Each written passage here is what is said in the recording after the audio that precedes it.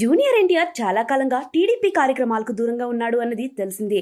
ఏ ఎన్నికల్లోనూ బహిరంగంగా మద్దతు ఇవ్వలేదు.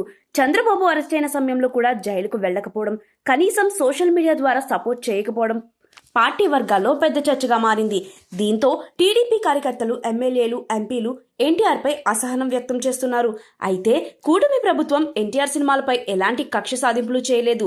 సాధారణంగా అన్ని సినిమాలకు ఇచ్చే టికెట్ రేట్లు, హైక్లు, బెనిఫిట్ షోలు, అనుమతులు ఎన్టీఆర్ సినిమాలకు కూడా ఇచ్చారు.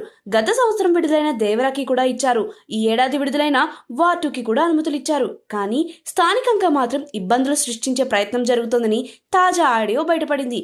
Anantapuram TDP MLA Daggubati Venkateswara Rao Prasad phone సంభాషణ సోషల్ మీడియాలో లీక్ కావడంతో కలకలం రేగింది.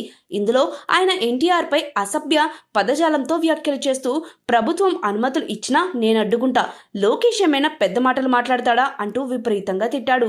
ఈ ఆడియో బయటకు రావడంతో ఎన్టీఆర్ అభిమానులు తీవ్ర ఆగ్రహం వ్యక్తం చేస్తున్నారు. ఇలాంటి వాళ్ల కోసం కష్టపడి ప్రచారం చేసి గెలిపించాం, ఇప్పుడు ఎన్టీఆర్నే తిట్టేస్తున్నారా అంటూ ఫ్యాన్స్ మండిపడుతున్నారు. ఎన్టీఆర్ గత 15 ఏళ్లుగా రాజకీయాలకు పూర్తిగా దూరంగా ఉంటూ ఎప్పుడూ ఎవరి మీద కామెంట్ కూడా చేయలేదు. అలాంటి సమయంలో ఆయనను కావాలని లక్ష్యంగా చేసుకుని ఇష్టం వచ్చినట్టుగా తిట్టడం సరికాదంటూ నెటిజన్స్ సోషల్ మీడియాలో విమర్శలు గుర్పిస్తున్నారు. ప్రస్తుతం ఈ ఆడియో క్లిప్ వైరల్ అవుతూ టీడీపీకి మరో తలనొప్పిగా మారింది.